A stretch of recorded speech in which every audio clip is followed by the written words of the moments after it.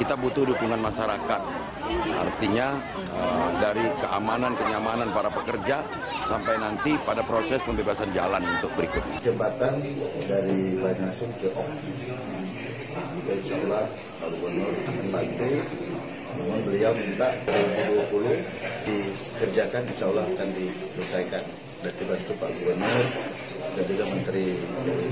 Dan ada 22 dermaga di Banjarmasin seharga 200 juta dengan nilai 4,5 M dibantu Pak Gubernur.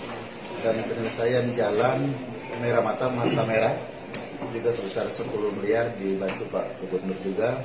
Dan jalan Tegal Menangun juga 10 miliar dibantu oleh Pak Gubernur. Alhamdulillah. Sekarang tinggal beliau menunggu untuk memberikan bantuan untuk PDAM. Tapi sekarang lagi menyusun skema bersama dengan pihak swasta atau nanti dibantu keuangan dari Gubernur.